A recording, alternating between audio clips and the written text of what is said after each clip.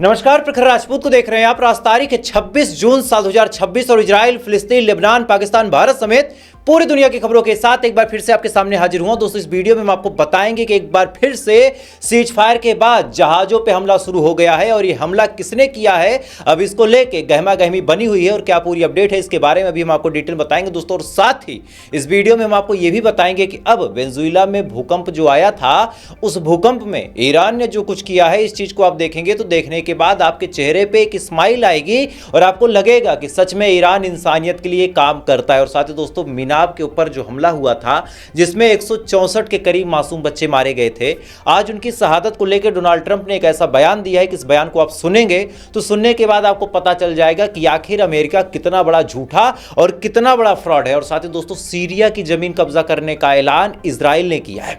अब ये कौन सी अपडेट है, इसके बारे में भी इस वीडियो में आपको डिटेल बताएंगे। और साथ ही भारत से जुड़ी कई सारी ऐसी अहम खबरें आई हैं, जैसे पासपोर्ट से जुड़ी खबरें आई हैं। उसके अलावा दोस्तों, एक एसपी साहब थे जो बड़े चर्चित रहे हैं, अनुज चौधरी सीईओ थे पहले, अब तो उनका प्रमोशन हो गया, उन्होंने एक बार फिर से लाइमलाइट बटोरा है। क्या कुछ हुआ है इसके बारे में भी आपको बताएंगे। और साथ ही ईरान की कुछ ऐसी खबरें हैं वो भी आपको बताएंगे, गाजा की खबरें हैं वो भी आपको बताएंगे। यानी यकीन मानिए दोस्तों, एक ही वीडियो में पूरी दुनिया की वो तमाम बड़ी खबरें, जिन खबरों को देखने के लिए आपको अलग अलग चैनलों पर जाना पड़ता है, लेकिन हम एक ही वीडियो में उन तमाम खबरों को बताएंगे। इस वजह से अगर आप चैनल पर नए हैं तो वीडियो को लाइक करके, चैनल को सब्सक्राइब करके अपना प्यार जरूर दीजिएगा। और साथ ही ईरान और इजराइल की इस जंग में आप किसके लिए दुआ करते हैं, डेली करवाता हूं, लेकिन आप डेली कमेंट किया कीजिए ताकि हमें पता चले कि आखिर ईमान वाले कितने हैं और बेईमानों के साथ कितने हैं। तो आप कमेंट करते रहिएगा दोस्तों, तब तक एक करके मैं आपको खबरें बताता हूं। और सबसे पहली, सबसे बड़ी और सबसे अहम खबर यह है कि गल्फ ऑफ ओमान के पास एक जहाज पे हमला हुआ है और यह हमला ऐसे मौके पे हुआ है कि जो शक की सुई है वो कहीं ना कहीं ईरान की तरफ घूम रही है। हुआ क्या कि एक कार्गो जहाज गल्फ ऑफ ओमान से आ रहा था स्ट्रेट ऑफ हार्मोज को पार करके। अब जैसे ही ये जहाज पार करके आगे बढ़ता है, ईरान ने इस जहाज को वार्निंग दी और कहा कि आप साउदर्न पोर्ट की तरफ ना जाएं, क्योंकि वहां पे हमने माइंस बिछा रखी हैं और वहां पे जाना सेफ नहीं है और हमारी परमिशन भी नहीं है। अब ये बात ईरान ने जब बोली तो उस जहाज के कैप्टन ने इस चीज को इग्नोर कर दिया। इसके थोड़ी देर बाद खबर निकल के सामने आती है कि एक अननोन प्रोजेक्टाइल यानी कोई मिसाइल या फिर कोई ड्रोन उड़ता हुआ आता है और आने के बाद इस जहाज को ठोंक देता है और इससे इस जहाज को तगड़ा नुकसान होता है। अब एक तरफ ईरान ने ये एडवाइजरी दी थी, ईरान ने मना किया था, दूसरी तरफ इस जहाज पे हमला हो गया। ऐसे हाल में अलग अलग लोग ये क्लेम कर रहे हैं कि ईरान ने ही हमला किया है, लेकिन अब भले ही ईरान ने हमला किया या फिर नहीं किया, किसी और देश ने छुपके ईरान को बदनाम करने के लिए किया, वो तो अब जांच का विषय है। लेकिन बड़ी बात यह है कि सीज फायर के बाद फिर से अब जहाजों पे हमला शुरू हो गया है। और जो चीज बार बार मैं आपको समझाने की कोशिश कर रहा हूं कि ये जंग इतनी आसानी से नहीं रुकेगी, ना ईरान हार मानेगा और अमेरिका की तो नाक की बात आ गई है। तो ऐसे हाल में आप देख रहे हैं कि करके माहौल बनाया जा रहा है। जैसे अगली खबर आप सुनिए, और ये खबर दूसरी बार मैं आपको बता रहा हूं और दोनों अलग अलग खबरें हैं।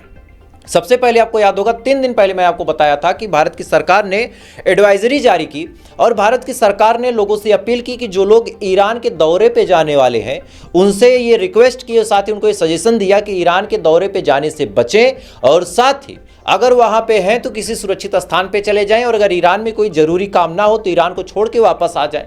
ये वार्निंग 3 दिन पहले आई थी और फिर खबर निकल के सामने आई है कि 3 दिन बाद भारत की सरकार ने फिर से एडवाइजरी जारी की और ये कहा कि ईरान की यात्रा करने से बचें और ईरान में अगर आप हैं तो वहां से निकल जाएं।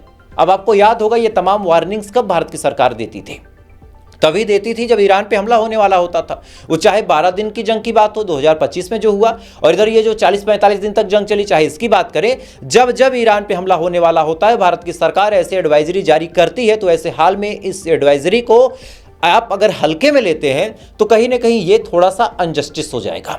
अब सुनिए, तीसरी बड़ी बात दोस्तों ये निकल के सामने आई है कि रेजा पहलवी, जो कि ईरान की कुर्सी पे बैठने के लिए बेताब है, इसने बड़ा बयान दिया और कहा है कि हम पूरी तैयारी में हैं, हमारे जो लोग हैं वो एक्टिव हो चुके हैं, हम केवल सही मौके का इंतजार कर रहे हैं। एक बार जैसे ही हमें सही मौका मिलेगा हम फिर से सड़कों पे उतरेंगे और फिर से ईरान में सत्ता परिवर्तन करने की कोशिश करेंगे। अब आप सोच के देखिए कि ये 3 बड़े बयान और ये 3 बड़ी न्यूज, पहला जहाज पे हमला होना, दूसरा भारत की सरकार द्वारा एडवाइजरी जारी करना कि ईरान की यात्रा करने से बचें, और तीसरी सबसे बड़ी बात क्या कि रेजा पहलवी ने एक बार फिर से प्रोटेस्ट के बारे में बोला है। तो ये तीनों बड़ी खबरें इस तरफ चीख चीख के इशारा कर रही हैं कि आने वाले टाइम में एक बार फिर से जंग भड़क सकती है।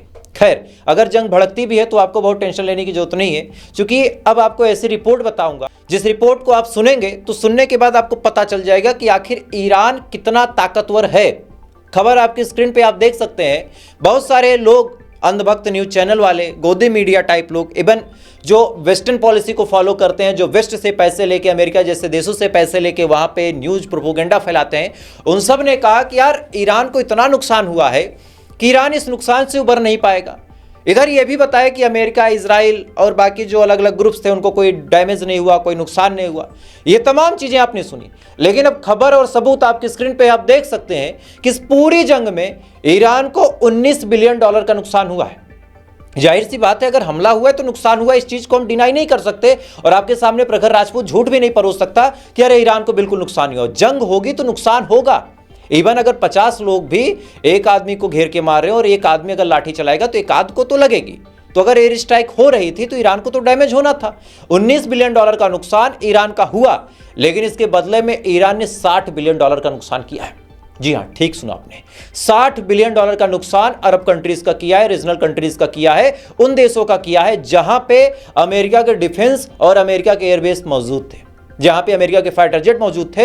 ऐसे देशों पे 60 बिलियन का नुकसान किया है और इस नुकसान से उबरने में इन देशों को कम से कम 10 साल का वक्त लगेगा। रिपोर्ट निकल के सामने आए तो आप खुद सोच लीजिए कि कितना नुकसान किया ईरान ने। खैर, इसी दौरान दोस्तों आपको याद होगा, मैंने कल सुबह ही आपको बताया था कि वेनेजुएला में कुदरती आजाब आया है।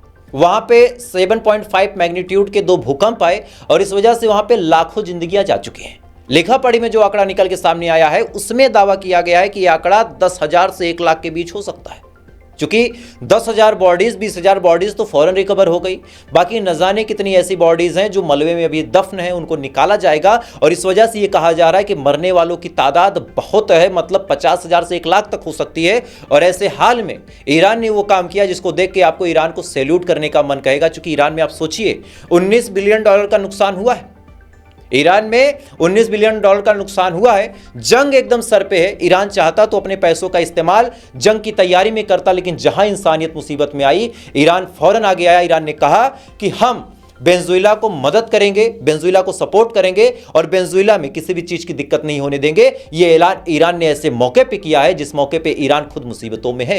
एक तरफ जंग का माहौल है, दूसरी तरफ यहां अंदर भी लोग गद्दारी करते हैं, तीसरी तरफ आवाम को खाना भी खिलाना है, अमेरिकन सेंसर्स प्रतिबंध लगे हैं, लेकिन इसके बावजूद भी ईरान ये बड़ा जिगरा दिखा रहा है। और वहीं बड़े बड़े देश, सऊदी, दुबई, कतर जैसे देश शांति से बैठ के तमाशा देख रहे हैं। खैर, इसी दौरान दोस्तों अक्सर जब मैं मुस्लिम कंट्रीज की सच्चाई आपके सामने लाता हूं तो कई सारे लोग यहां पे सिया सुन्नी खेलने लगते हैं कि यार ईरान जो है वो सिया देश है, बाकी सुन्नी देश है। अब चूंकि हम सुन्नी हैं तो हम सुन्नी की साइड रहेंगे। तो भाई, तो ऐसे हिसाब से तो मुझे वीडियो ही नहीं बनानी चाहिए, क्योंकि ना तो मैं यहूदी हूं, ना ही मैं मुस्लिम हूं। और बहुत सारे ऐसे लोग हैं जो दूसरे टाइप का अपोजिट डायरेक्शन में इजराइल का साइड लेते, मतलब फादरलैंड का, और भर भर के पैसे कमाते हैं।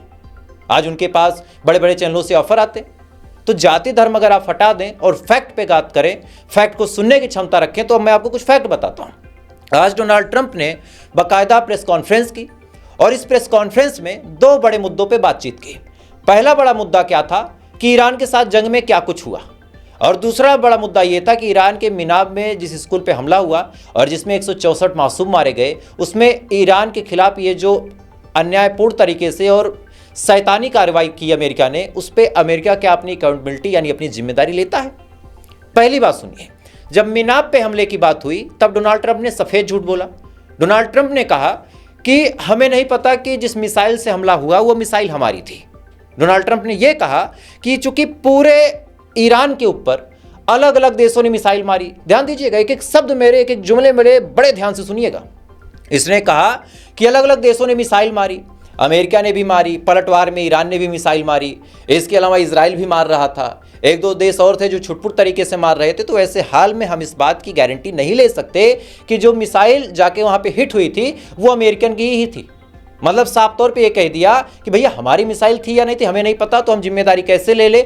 और यहां तक डोनाल्ड ट्रंप ने कहा कि मिनाब में जो हादसा हुआ है उसके बारे में मुझे जानकारी तक नहीं। क्या कुछ कहा, थोड़ा सा सुने आप।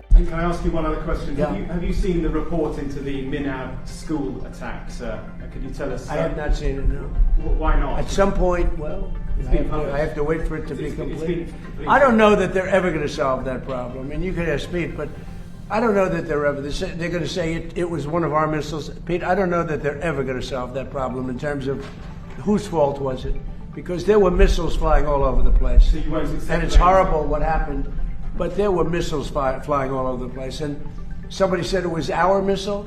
Well, maybe it wasn't our missile, but I've seen nothing to lead me to believe it was. There were plenty of missiles being flown by other people. What do you think, Pete? Mr. President, we've taken the इस video में आप साफ तौर पे सुन सकते हैं कि Donald Trump ने किस हिसाब से मिनाब के मामले में 164 मासूम बच्चों की शहादत हुई, उन्होंने अपनी जिंदगियां कुर्बान कर दी।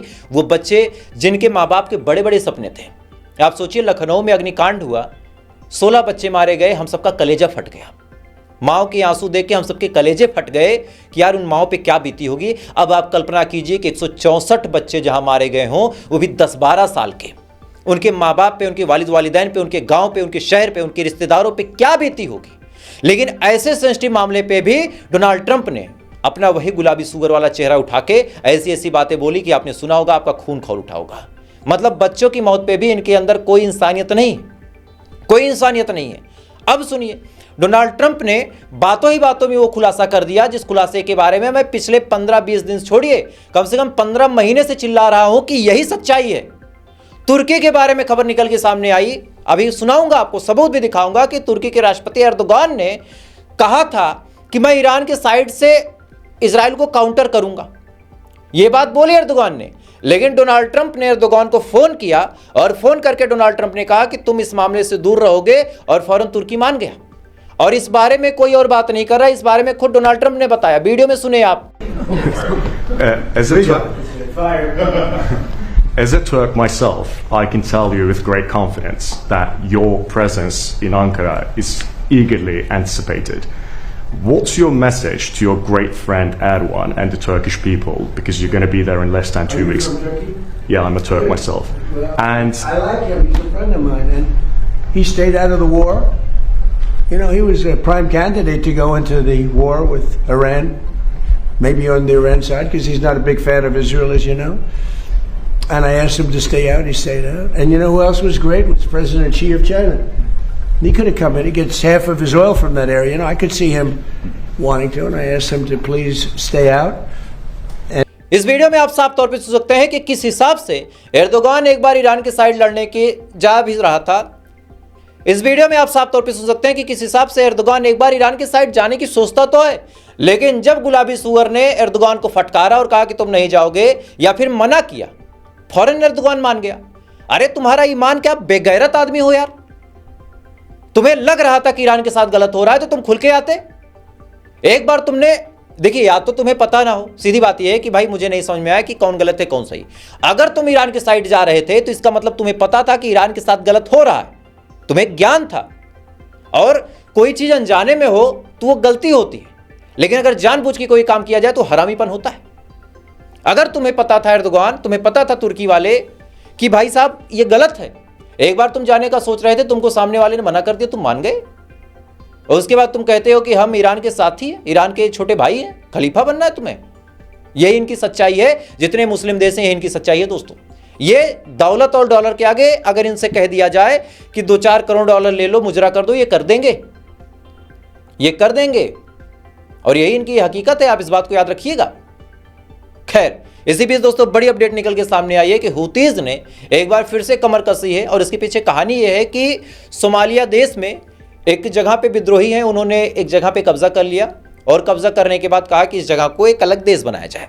किसी ने मान्यता नहीं दी, लेकिन चूंकि सोमालीलैंड जो है, सोमालिया जो है, वो करीब है यमन के, तो इजराइल के दिमाग में प्लान बना कि क्यों ना हम सोमालीलैंड को मान्यता दे दें, जो कि सोमालिया का ही हिस्सा है, और मान्यता देने के बाद वहां अपनी एयरफोर्स लगा देंगे, और इससे यमन को काउंटर करने में बड़ी आसानी हो जाएगी, यमन के हम करीब पहुंच जाएंगे। फिर इसने क्या किया, इजराइल ने फौरन सोमालीलैंड को मान्यता दे दी। अब जैसे सोमालीलैंड को मान्यता मिली, अब जाके हुतीज भड़क गया है। हुतीज ने कहा है, हुतीज के प्रवक्ता ने कहा है कि अगर इजराइल का एक भी जहाज इधर दिखाई दे गया, हम फौरन ठोक देंगे।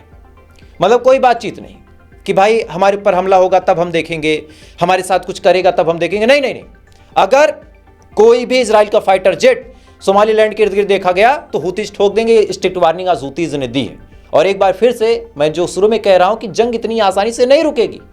और अलग अलग चीज़ों को अगर आप देखें तो कहीं ना कहीं वो सिम्टम्स बन रहे हैं। और इसी दौरान दोस्तों जर्मनी भी इजराइल के साथ नेवल एक्सरसाइज कर रहा है।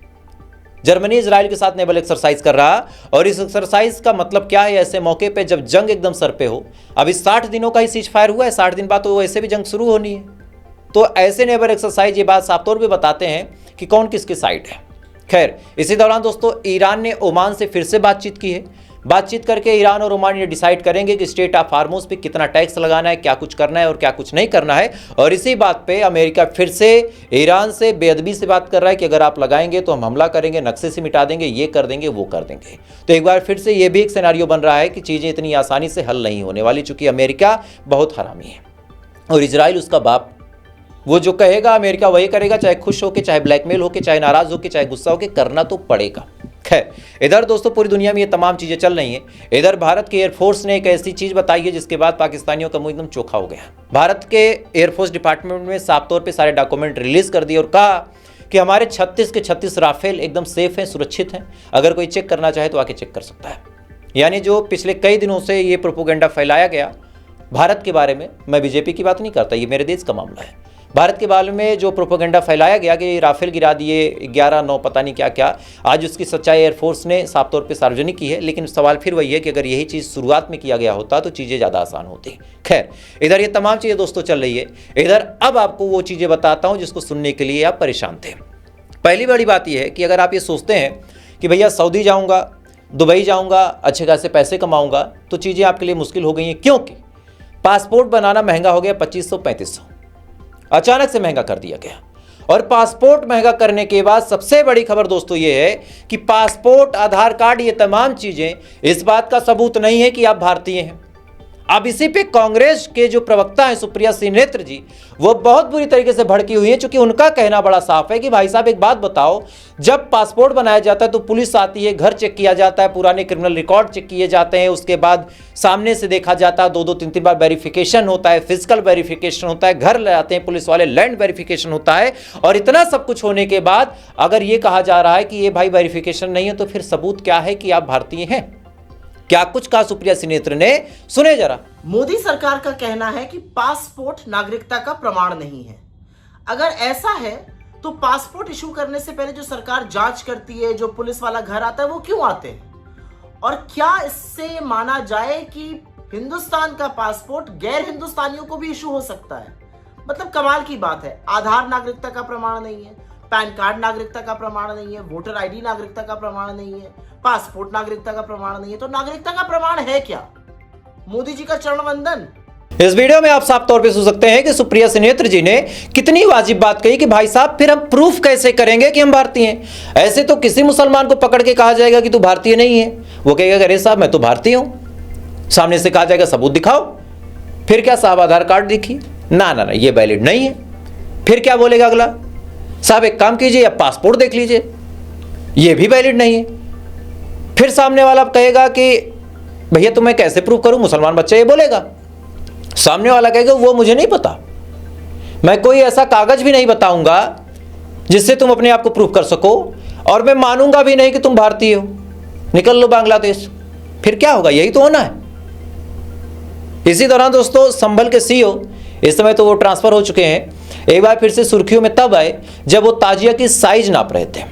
सरकार ने एडवाइजरी जारी की है कि 12 फीट से ऊपर का ताजिया नहीं होना चाहिए। अच्छा, सरकार का कहना यह है कि भाई अगर ताजिया की हाइट ज़्यादा ऊपर होगी तो तार से टच होके लोग मारे जाते हैं, ठीक है मानता हूँ। लेकिन एक बार फिर से संभल के सीईओ जब नाप रहे थे तो सुर्खियों में आ गए, और उसके पीछे वजह क्या है आपको पता है। हर चीज़ में क्यों बोलूँ भाई, आप खुद समझदार हैं। खैर, तो फिलहाल अभी के लिए बस इतना ही, बाकी थोड़ी देर बाद आपसे फिर मुलाकात होगी ऐसी किसी खबर के साथ। तब तक आप अच्छे रहें, खुश रहें, अपना ख्याल रखें, अपने देश का ख्याल रखें। जय हिंद, ऊपर वाला की बात करें।